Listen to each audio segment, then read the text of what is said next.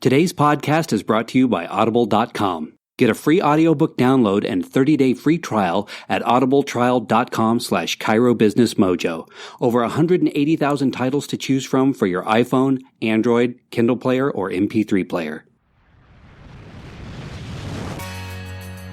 Welcome to the Chiro Business Mojo podcast, where we deconstruct the methods, marketing, and mindset of successful business people and chiropractors from around the world. And now your host, Dr. Richard Day. Yes, I am Dr. Richard Day, and this is the Chiro Business Mojo podcast. I want to thank you once again for taking some of your time to spend with us today. I'm going to be talking a little bit about a movie called Groundhog Day. This was a 1993 release that starred Bill Murray. And in this movie, he was stuck in time. He was a television reporter who was covering Puxatawny Phil when they pull the groundhog out and check to see if he sees his shadow. And he was a real self-centered jerk, to be honest. He just was into himself. And there was a girl there played by Andie MacDowell. Her character's name was Rita. And he was interested in her and wanted to win her affections, but she just didn't care for him at all. The guy's a jerk. She wanted nothing to do with him, was not happy having it. So he gets stuck in time. And each morning he wakes up and he is living in this little small town. And he starts to realize it.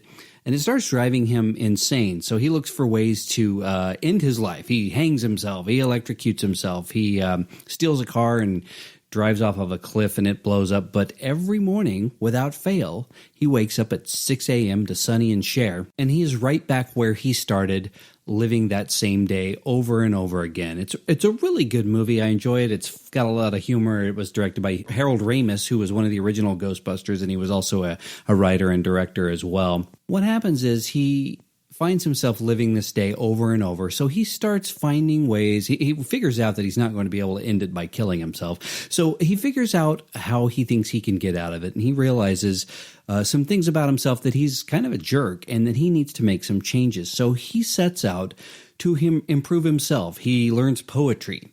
He learns how to dance. He learns how to play piano. He takes lessons. And remember, he's got all the time in the world to do these things.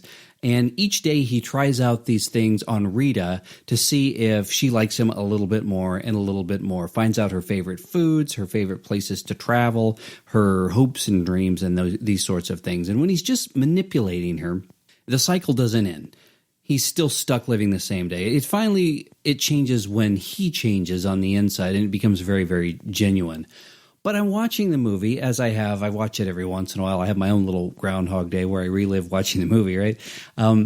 But there's so many parallels, and especially in our lives. As human beings, we do live the same day over and over, especially as we become adults, and we are doing things not for the first time ever. We're starting to have the same experiences repeatedly.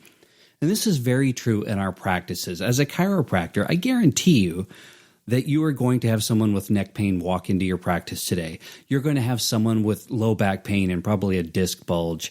You're going to have someone with migraines. You're going to have someone with a shoulder or a wrist or an ankle. It's just a lot of the same thing, a lot of repetition over and over. And so what happens is we get very comfortable in our routines. We've seen this before. We've seen these patients before. We've seen this personality type that this patient has before. And before we know it, we are stuck in a rut.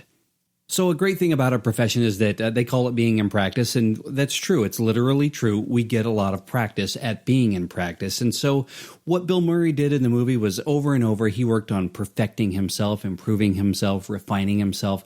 We have that same opportunity in practice. So here are some ways that you can go about doing that.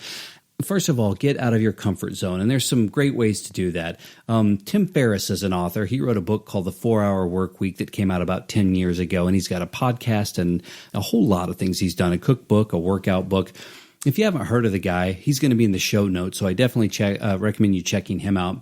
But one of the things he suggests in his book, The 4-Hour Workweek, to get out of your comfort zone is to start a conversation with 3 total strangers each day. So I'm challenging you right now, start random conversations with at least 3 people a day. Another thing, this one's a little crazier, maybe not right in front of your office because people will know you, but somewhere where people aren't going to know you, try going to a busy sidewalk and laying down for 10 seconds. 10 seconds. People might stop and, are you okay? Or they might ask you, if they can help you out. Say, oh, I'm fine. I just thought I'd lay here a second. It's no big deal, and get back up off the ground. Seems strange, but again, you're putting yourself in a position that's uncomfortable so that you can grow from that. Here's another one, and again, I recommend that you don't try this with patients, but you gaze someone in the eye. Most of us, Tim points out, that we're uncomfortable with eye contact in today's society. We're just busy. We're looking down. A lot of us are looking at our phones. But look at someone in the eye and hold that gaze, and hold it for about, until you're both uncomfortable. Now, if they say anything, he says that, I'm sorry, I thought tell them, I'm sorry, I thought you were an old friend that I knew. I'm sorry. And you just go about your business. And he also recommends that maybe you not do it with someone that could come over and just beat you down. So keep that in mind when you do it. But again, this is going to get you out of your comfort zone. Another one that I like is, he says, go up to an attractive male or female, depending on your preference, and introduce yourself and get their phone number. That's another thing in life that most of us are pretty shy when it comes to that.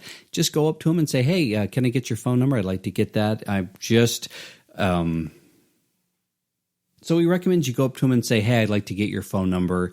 And it's okay. You don't have to give me your real phone number. Don't worry. I'm not a creeper. I just would like to get your phone number. And try to put them at ease. And this one, it's hard when you say I'm not a creeper, or I'm not a psychopath. Maybe you're saying that you are, but he recommends just seeing if you can get the digits. If you can do that, and again, watch it if you're married. It may not be such a great idea, or in a committed relationship, but you get the idea. You want to get outside of your comfort zone.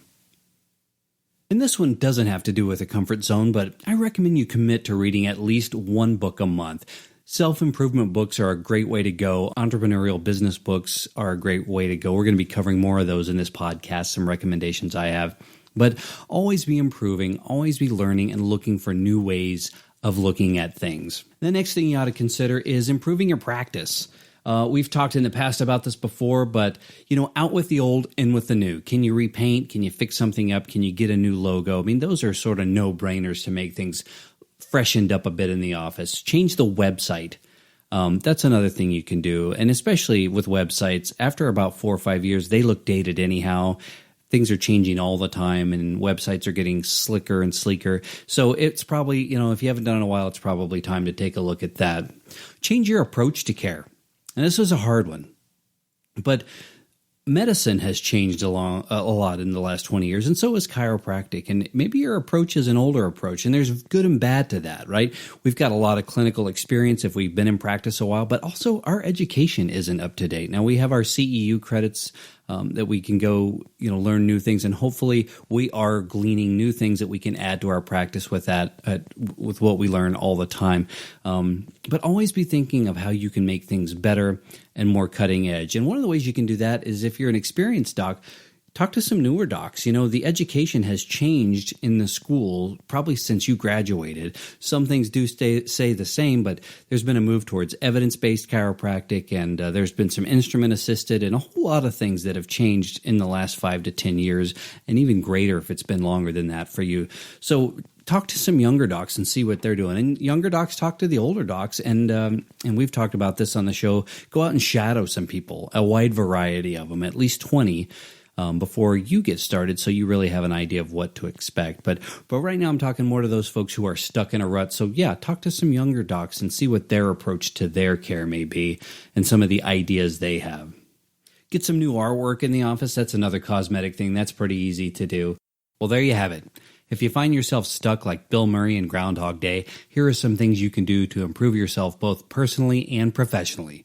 We'll talk to you next time.